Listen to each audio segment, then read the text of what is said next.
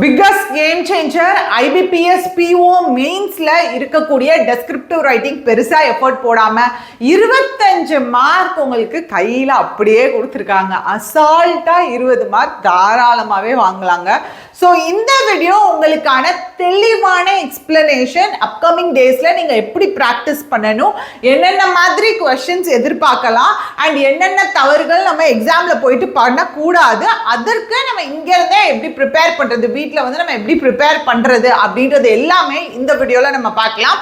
So வீடியோக்குள்ள போகலாம். And போறதுக்கு முன்னாடி உங்களுக்கான banking all in one complete elite pass அவைலபிளா இருக்கு. ஸோ இந்த எலிட் பாஸ்ல ஆப்டிடியூட், இங்கிலீஷ், ரீசனிங் எல்லாமே உங்களுக்கு கவர் ஆகும். பிளஸ் பேங்கிங் அவேர்னஸ் பிளஸ் 25,000 கிட்ட உங்களுக்கு கொஸ்டின்ஸ் இருக்குங்க ப்ராக்டிஸ் பண்றதுக்கு. ஸோ எல்லா கோர்ஸுமே ஆப்ல இருக்க எல்லா கோர்ஸுமே அதுக்குள்ள வரும், யூஸ் பண்ணிக்கோங்க. ஸோ ஓவரால் பாருங்க, ரீசனிங் 60 மார்க்ஸ்க்கே 5.75 தான் வந்து உங்களுக்கு கட் ஆஃப். ஸோ இந்த மாதிரி ஒவ்வொன்றுலையும் இதில் 2, இங்கிலீஷில் தான் அதிகம் 7, அண்ட் ஆப்டிடியூட்ல வந்து 2.25, and last year descriptive writing. இந்த வருஷம் வந்து உங்களுக்கு காம்ப்ரிஹென்ஷன் அண்ட் எஸ்ஏ ரைட்டிங் கேட்குறாங்க, and last year SA and letter கேட்டிருந்தாங்க. ஸோ அதில் 10. இப்போ ஓவராலாக நீங்கள் அதுக்கு முந்தின வருஷம் 2023 நினைக்கிறேன், அப்போ வந்து 63 இருந்துச்சு கட் ஆஃப். அதுக்கு அடுத்து வந்து 65 to 70 தான் ஆனால் இருந்துச்சு. எவ்வளோக்கு? அவுட் ஆஃப் 225க்கு ஆவரேஜாக நீங்கள் 15 மார்க்குன்னு ஸ்ப்ளிட் பண்ணீங்க. 60க்கு 40க்கு 10, இதில் வந்து 12 கூட வைங்க. ரீசனிங்கில் வந்து ஒரு கொஞ்சம் கூட எடுத்துக்கிறீங்க, 18 அப்படின்னு வைங்க. இங்கிலீஷில் தாராளமாக 20 கூட அட்டென்ட் பண்ணலாங்க. அண்ட் ஆப்டிடியூடில் வந்து ஒரு 13, இவ்வளோ 13, ஏன்னா சம்டைம்ஸ் வந்து கொஞ்சம் டிஃபிகல்ட்டி லெவல் அதிகமாக கேட்குறாங்க. இது வந்து அதிகமாக சொல்கிறேன். இன்கேஸ் டிஃபிகல்ட்டி லெவல் உங்களுக்கு வந்து அதிகமாக இருந்துச்சுன்னா இது கண்டிப்பாக கம்மியாகும். ஸோ இதுக்கு எவ்வளோ கஷ்டப்பட்டு படிச்சிருப்பீங்க. பட் இந்த டெஸ்கிரிப்டிவ் ரைட்டிங்க்கு அசால்ட்டாக நீங்கள் 20 மார்க் கண்டிப்பாக நான் சொல்கிறேன் ஸ்கோர் பண்ணலாம். அதுக்கு என்னென்ன பண்ணணும் அப்படின்றது தான் இந்த வீடியோவில் நம்ம பார்க்க போகிறோம், ரைட்? ஸோ இந்த 20 மார்க்ஸ் டார்கெட் வச்சுக்கோங்க. இதில் நான் என்னென்ன பண்ண போகிறோம், எந்தெந்த தப்புக்களை பண்ணக்கூடாது, இது எல்லாமே தான் நம்ம பார்க்க போகிறோம்.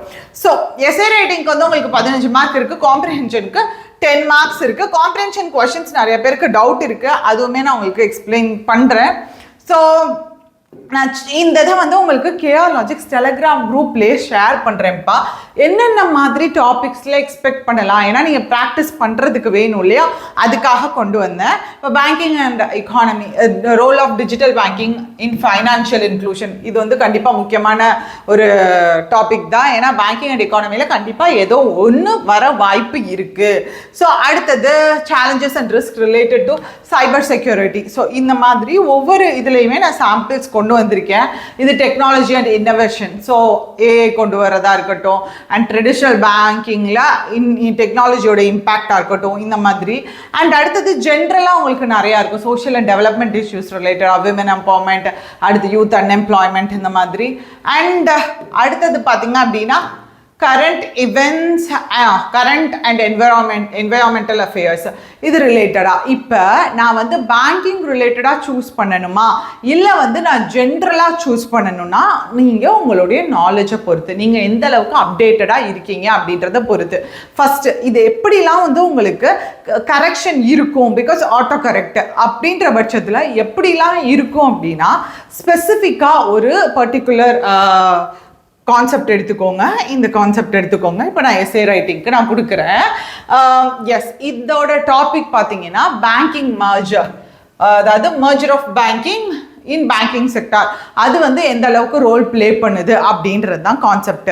இப்போ நான் ஹைலைட்டடாக கொடுத்துருக்கேன்ல, இந்த மாதிரி ஒரு 50 வேர்ட்ஸ் அந்த மாதிரி அவங்க வச்சுருந்துருக்கலாம். 50 வேர்ட்ஸ், 30 வேர்ட்ஸ், 25 வேர்ட்ஸ்ன்ற மாதிரி அவங்க செட் ஆஃப் வேர்ட்ஸ் வந்து வச்சுருந்துருக்கலாம் டிஃபால்ட்டாக. அதில் வந்து ஒரு 10 வேர்ட்ஸோ இல்லை 8 வேர்ட்ஸோ இல்லை 6 to 7 வேர்ட்ஸோ மீட் அவுட் பண்ணிச்சுன்னா இவ்வளோ மார்க்கு. அது தாண்டி உங்களுக்கு ஸ்பெல்லிங் எரர் இருக்கக்கூடாது, கிராமட்டிக்கல் எரர் இருக்கக்கூடாது, இந்த ரெண்டும் இருக்கக்கூடாது. அப்படி இருந்துச்சுன்னா மேக்ஸிமம் மார்க் அதுக்கு எவ்வளோ வச்சுருக்காங்களோ அந்த மார்க் 15க்கு வந்து உங்களுக்கு 12 13 எவ்வளோ மேக்ஸிமம் மார்க் வச்சுருக்காங்களோ அந்த மார்க்ஸ் வந்து நம்மளுக்கு கொடுக்கலாம். ஸோ இந்த மாதிரி தான் கண்டிப்பாக பாசிபிலிட்டி இருக்குது, வேறு சான்ஸ் இல்லை. இப்போ நான் ஒரு சின்ன பேசேஜ் கொண்டு வந்திருக்கேன். இதில் பாருங்களேன், உங்களுக்கு படித்து பார்த்தீங்கனாலே தெரியும். ஃபஸ்ட்டு ஒரு எஸ்ஏ அப்படின்னா என்ன இருக்கணும்னா இன்ட்ரோடக்ஷன் நீங்கள் எழுத தேவையில்லை. எல்லாமே உங்களுக்கு ஆட்டோமேட்டிக்காகவே லெஃப்ட் அலைண்டாக தான் இருக்கும். நீங்கள் அதாவது எக்ஸாமில் உட்காந்து டைப் பண்ணிங்கனாலே ஆட்டோமேட்டிக்காக எல்லாமே லெஃப்ட் அலைண்டாக தான் இருக்கும். ஸோ ஃபஸ்ட்டு இன்ட்ரடக்ஷன் இருக்கணும். அண்ட் அடுத்தது பாடி ஆஃப் த பேசேஜில் 2 பேசேஜ் இருக்கணும். இங்கே பாருங்கள், இங்கே எஸ் 2 பேசேஜ் கொடுத்துருக்கேன்னா அடுத்தது கன்க்ளூஷன். 4 பேசேஜஸ் டோட்டலாக இருந்தாலே போதும். இப்போ ஃபஸ்ட்டு பாருங்கள், பேங்கிங் செக்டார் எப்படி இன்ட்ரடக்ஷன், பேங்கிங் மர்ஜர்னா என்ன, எதுக்காக பண்ணுறாங்க. இப்போ பேங்கிங் செக்டார் வந்து எந்த ஒரு எக்கானமிலையுமே அதுதான் வந்து ஒரு மேஜர் ரோல் ப்ளே பண்ணுது. அதில் பேங்கிங் மர்ஜர்னா என்னன்னா கன்சாலிடேஷன், அதாவது இணைக்கிறது. 2 அல்லது 3 மோர் தேன் 2 பேங்க்ஸை வந்து இணைச்சு ஒரு பெரிய இன்ஸ்டிடியூஷனாக மாற்றுறது. எதற்காக அப்படின்னா ஒரு பேங்க் வந்து லாஸில் போயிட்டு இருக்கலாம், இன்னொரு பேங்க் மீடியமாக பெர்ஃபார்ம் பண்ணிக்கலாம், இன்னொரு பேங்க் வந்து ப்ராஃபிட் வந்து நல்லாவே எடுத்துகிட்டு இருந்திருக்கலாம். ஸோ அப்போ கவர்மெண்ட் என்ன பண்ணிங்கன்னா இந்த ஒரு பேங்க்கை வந்து நம்ம கன்சாலிடேட் பண்ணிடலாம். இந்த 3 பேங்க்கு கன்சாலிடேட் பண்ணிட்டோம்னா ப்ராஃபிட் வந்து ஈக்குவலாக ஓரளவுக்கு வந்து நம்மளுக்கு நல்லா ஜென்ரேட் ஆக பாசிபிலிட்டி இருக்குது அப்படின்ற மாதிரி நினைக்கலாம். ஸோ அதுக்காக தான் இதை கொண்டு வரோம். அப்போ எதுக்காக இந்த பேங்கிங் மர்ஜர் நடக்குதுன்ற இன்ட்ரடக்ஷன் இங்கே கொடுக்குறேன். அடுத்தது இந்த பேங்கிங் மர்ஜரோட அட்வான்டேஜஸ் இந்த இடத்துலையும் அண்ட் அடுத்த பேசேஜில் பார்த்தீங்கன்னா டிஸ்அட்வான்டேஜஸையும் கொடுக்குறேன். இப்போ கொஞ்சம் நல்லா பாருங்க. இங்கே central impact of merger is operational and financial எஃபிஷியண்டாக பெர்ஃபார்ம் பண்ணுறதுக்காக தான் வந்து இந்த பேங்கிங் மர்ஜர் வந்து நடக்குது அப்படின்னு சொல்கிறாங்க. ஸோ டோட்டலாக எல்லாத்தையுமே technological infrastructure, human infrastructure, capital, அதாவது அந்த இனிஷியலாக நம்ம போட்ட கேபிட்டல்லேருந்து ஹியூமன் ரிசோர்ஸஸ்லேருந்து எல்லாத்தையுமே ஒருங்கிணைக்கிறோம். அதை தான் கொடுத்துருக்காங்க. ஸோ அது மூலமாக வந்து ப்ராஃபிட்டை என்ஹான்ஸ் பண்ணலாம். இப்போ நான் ஹைலைட் பண்ணியிருக்கேன்ல, இந்த வேர்ட்ஸ் எல்லாமே முக்கியமான வேர்ட்ஸ். அப்போ ஒரு எஸ்ஏன்னு இருந்துச்சுன்னா பேங்கிங் மர்ஜர்லாம் அந்த இடத்துல என்ன வரும், கண்டிப்பாக ப்ராஃபிட்ன்றது வரணும். ஏன்னா வந்து உங்களுக்கு பேங்கிங் மர்ஜர் எதுக்கு நடக்குது, அவங்க ப்ராஃபிட்டை வந்து இன்க்ரீஸ் பண்ணுறதுக்கு. அதே மாதிரி கன்சாலிடேஷன் லோ சம்திங் இணைக்கிறது ரிலேட்டடாக ஏதோ ஒரு வார்த்தை 2 or more பேங்க்ஸ்ன்ற அந்த ஃப்ரேஸ் கண்டிப்பாக இருக்கணும். ஏன்னா வாட் இஸ் மர்ஜ்ன்றது நீங்கள் கொடுத்துருக்கணும். இந்த மாதிரியான கீ பாயிண்ட்ஸை கண்டிப்பாக நீங்கள் ரெஜிஸ்டர் பண்ணியிருக்கணும். ஓகே, ஸோ இது என்னென்னலாம் இம்ப்ரூவ் பண்ணுது, கன்சியூமர் கன்வீனியன்ஸை இம்ப்ரூவ் பண்ணுது. அண்ட் எஸ் ஸ்டெபிலிட்டி, ஃபைனான்ஷியல் ஸ்டெபிலிட்டியை கான்ட்ரிபியூட் பண்ணுது. ஸோ இந்த இடத்துல என்னென்னலாம் பாசிட்டிவான விஷயங்கள் இருக்கோ அது எல்லாமே கொடுக்குறேன். அண்ட் அடுத்தது இதில் இருக்கக்கூடிய ப்ரோஸ் பார்த்தாச்சு. இப்போ கான்ஸ்லாம் என்னென்ன, இதனால் வந்து என்னென்னலாம் வந்து கொஞ்சம் நம்ம டிஃபிகல்ட்டிஸ் ஃபேஸ் பண்ணுறோம், இது எல்லாத்தையும் கண்டிப்பாக சொல்லணும் இல்லையா. அப்போ அதை சொல்கிறோம். ஓகே, இது எல்லாமே தெரிஞ்சிச்சு அதில். Okay fine. இப்போ அடுத்தது பாருங்களேன், however challenges accompany these benefits. நான் முன்னாடி பெனிஃபிட்ஸை சொன்னோம், ஆனால் இதில் நிறைய சேலஞ்சஸுமே இருக்குது. என்னென்ன சேலஞ்சஸ், ஒர்க் ஃபோர்ஸ் ரேஷனலைசேஷன், அதாவது ஒர்க் ஃபோர்ஸ் எல்லாத்தையுமே நம்ம ஒருங்கிணைக்கிறப்ப வந்து நிறையா சேலஞ்சஸ் கண்டிப்பாக நம்ம ஃபேஸ் பண்ணுவோம். இந்த ஒரு பர்டிகுலர் பேங்க்கில் இருக்கிறவங்க, இந்த ஒரு பர்டிகுலர் பேங்க்கில் இருக்கிறவங்க எல்லாத்தையுமே நம்ம ஒருங்கிணைக்கிறப்ப அவங்கள வந்து ஆர்கனைஸ் பண்ணுறதுலையா இருக்கட்டும், வேலை வாங்குறதுலையா இருக்கட்டும், எல்லா விஷயத்துலையுமே கண்டிப்பாக வந்து இஷ்யூஸ் சேலஞ்சஸ் ஃபேஸ் பண்ணுவோம். பிகாஸ் ஒருத்தவங்களோட ஒர்க் கல்ச்சர் வேறு மாதிரி இருக்கும், இன்னொருத்தவங்களோட ஒர்க் கல்ச்சர் வேறு மாதிரி இருக்கும். ஸோ இந்த மாதிரியான விஷயங்கள் ஃபேஸ் பண்ணுவோம். அண்ட் ஒரு சிலருக்கு கண்டிப்பாக ஜாப் லாஸ் ஆகவும் வாய்ப்பு இருக்குது. ஸோ ஃபார் எக்ஸாம்பிள் டெம்பரரி பேசிஸில் ஒர்க் பண்ணுறவங்க, கான்ட்ராக்ட் பேசிஸில் ஒர்க் பண்ணுறவங்க, இந்த மாதிரியான சேலஞ்சஸ் ஃபேஸ் பண்ண இருக்குது. அண்ட் முக்கியமாக சர்வீஸ் டிஸ்ட்ரப்ஷன், அது ரொம்ப முக்கியமான வார்த்தை. ஏன்னா மர்ஜர் நடந்துட்டுருக்கு அப்படின்னா கண்டிப்பாக அது மினிமம் ஒரு பர்டிகுலர் பீரியட் ஆஃப் டைமுக்கு அங்கே உள்ளே இருக்கிற ஆர்கனைஸ் பண்ணுற விஷயங்கள்லாம் போயிட்டு இருக்கிறப்ப ஆட்டோமேட்டிக்காக பப்ளிக்கு அவங்க சர்வீஸ் பண்ணுற அந்த இடத்துல வந்து லேக் ஆகுறதுக்கு வாய்ப்புகள் அதிகம். அப்போ இது எல்லாமே முக்கியமான பாயிண்ட்டு. அடுத்தது பார்த்தீங்க அப்படின்னா critical role in ensuring mergers do not எஸ், அதாவது மர்ஜர்ஸ் வந்து எதை காம்ப்ரமைஸ் பண்ணிக்க கூடாதுன்றது இது வந்து முடிஞ்சிருச்சு, டிஸ்அட்வான்டேஜஸ் முடிஞ்சிருச்சு. அடுத்து வந்து மர்ஜர் நடக்கிறப்ப அவங்க எதை காம்ப்ரமைஸ் பண்ணக்கூடாது, அதாவது இந்த விஷயத்த அவங்க பண்ணாமல் விட்டுறக்கூடாது. அப்படின்னா எதுனா ஃபைனான்ஷியல் ஸ்டெபிலிட்டியை நிலைநிறுத்தணும். ஏன்னா அதுக்காக தான் பேங்க் இருக்கிறது. ஃபார் எக்ஸாம்பிள் அவங்க லாஸில் பெர்ஃபார்ம் பண்ண ஒரு பேங்க் இருக்குன்னா அதை வந்து நம்ம ப்ராஃபிட்டாக மாற்றுறதுக்கு, ப்ராஃபிட் ஜென்ரேட் பண்ணணும் வேணும் அப்படின்றதுக்காக தான் நம்ம மர்ஜ் பண்ணுறது. அப்போ அந்த ஃபைனான்ஷியல் ஸ்டெபிலிட்டியை என்ஷூர் பண்ணணும். அண்ட் அடுத்தது மோனோபோலிஸ்டிக் கண்டிஷன். மோனோபோலிஸ்டிக்னா உங்களுக்கு தெரியும். இப்போ ஃபார் எக்ஸாம்பிள் என்னன்னா, இப்போ நிறைய ப்ரௌசர்ஸ் இருந்தால் கூட நம்ம அங்கே வந்து குரோமை தான் வந்து நம்ம போகிறோம். அண்ட் அதே மாதிரி சே ஃபார் எக்ஸாம்பிள் மெயில் எத்தனையோ இருக்குது, ஹாட்மெயில் அது இதுன்னு இருக்குது, பட் நம்ம போகிறது ஜிமெயில். ஸோ இந்த மாதிரியான பேங்க்ஸ் எல்லாம் மர்ஜ் பண்ணுறப்ப அது ஒரு பெரிய பேங்காக உருவெடுக்கும். கரெக்டாக? அப்போ அது ஒரு மோனோபோலி கண்டிஷனை உருவெடுத்துடக்கூடாது. அதாவது அதுதான் த பெஸ்ட் பிளேயர்ன்றதோட அதுதான் one and only player.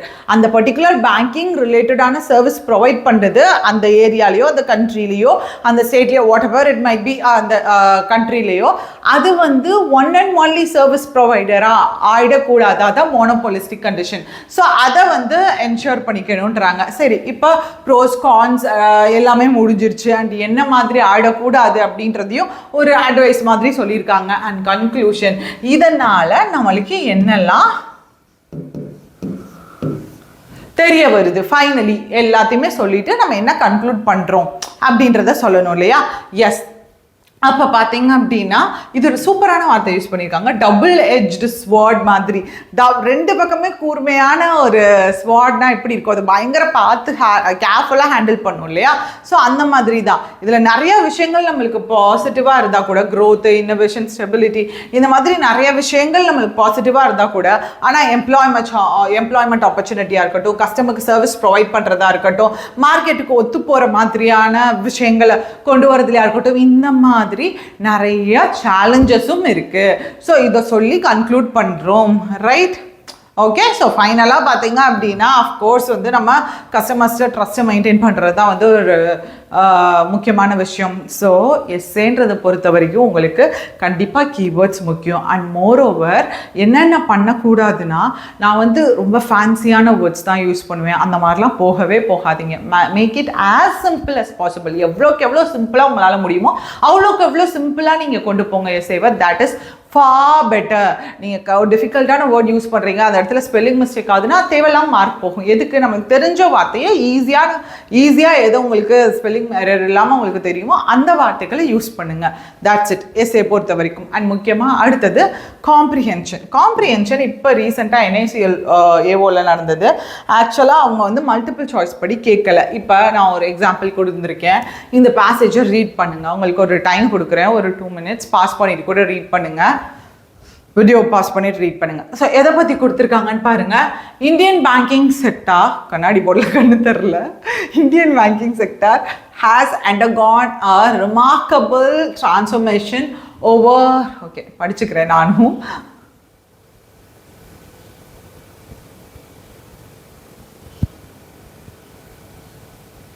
Okay fine. Indian banking sector பற்றி கொடுத்துருக்காங்க, நீங்கள் அதை பாஸ் பண்ணிட்டு படிச்சிருங்க. இதில் என்ன மாதிரி கேட்டிருக்காங்கன்னு பாருங்களே. ஜஸ்ட் மல்டிபிள் சாய்ஸ் இல்லாமல் அந்த பர்டிகுலர் பேசேஜ்குள்ளே இருக்கிறத தான் கேட்டிருக்காங்க. ஒரு சில இடத்துல நீங்கள் திங்க் பண்ணி எழுதுகிற மாதிரியான விஷயங்களாக இருக்கலாம், பட் சம்டைம்ஸ் டைரெக்டாக இருக்கக்கூடிய விஷயங்களாக இருக்கலாம். டோன் ஆஃப் த பேசேஜ் கேட்கலாம், இல்லை தீம் ஆஃப் த பேசேஜ் கேட்கலாம், இல்லை டைட்டில், இந்த மாதிரியான விஷயங்கள்லாம் கேட்கலாம். ஸோ டோனில் என்னென்ன different types of tones of the passage இருக்குன்னு தயவு செஞ்சு பார்த்துருங்க. நான் வீடியோ கோர்ஸ்லையுமே போட்டிருப்பேன், ப்ளஸ் வந்து நான் யூடியூப்லேயுமே அப்லோட் பண்ணியிருப்பேன். ஸோ இல்லை உங்களுக்கு அது வேணும் அப்படின்னா கூட டோன் அப்படின்னு கமெண்ட் பண்ணுங்கள். நான் சின்ன குட்டி வீடியோவாக கூட மேக் பண்ணுறேன், என்னென்ன டோன் ஆஃப் த பேசேஜ் இருக்குன்னு சொல்லிட்டு நான் மேக் பண்ணுறேன். வேணும்னா நீங்கள் கமெண்ட் கூட பண்ணுங்கள் டோன் ஆஃப் த பேசேஜ்னு. இப்போ பாருங்கள், which government scheme has significantly contributed to the financial inclusion in India? என்னது இது பார்க்காமே உங்களுக்கு தெரியும், ஜன்தன் யோஜனான்னு சொல்லிட்டு. So government schemes like Jan Dhan Yojana have brought millions of people into the formal banking system. So இதை வந்து சென்டென்ஸாக மேக் பண்ணி எழுதுங்க. சும்மா ஜன்தன் யோஜனா அப்படின்னு போடாதீங்க, make it into entire sentence. And second question பாருங்க, what are the main challenges faced by rural areas in utilising digital banking? Digital பேங்கிங்னால அவங்க என்னென்ன ஹார்ட்ஷிப்ஸ் ஃபேஸ் பண்ணுறாங்க அப்படின்றது இங்கே இருக்குல்ல. Rural area still face issues of poor internet connectivity. So இருக்கிறத அப்படியே ஒரு ஒன் வேர்டாக போடாமல் என்டையர் சென்டென்ஸாக மேக் பண்ணுங்க, அவ்வளோதான். காம்ப்ரிஹென்ஷன் ரொம்ப ரொம்ப ஈஸி. இப்போ இந்த அடுத்து வரக்கூடிய டேஸில் அண்ட் அதே மாதிரி தான் எல்லாமே ஈஸியான கொஸ்டின் தான். அடுத்தது பார்த்தீங்கன்னா according to experts which two technologies are expected to redefine future banking operations. So எந்த 2 டெக்னாலஜிஸ் வந்து உங்களுக்கு ரீடிஃபைன் பண்ண போகுது? அப்படியே இருக்குது ரெண்டுமே, artificial intelligence and block chain. வேறு என்ன கேட்டிருக்காங்க? Major change challenge. ஓகே, இது ஈஸியாக தான் கேட்டிருக்காங்க.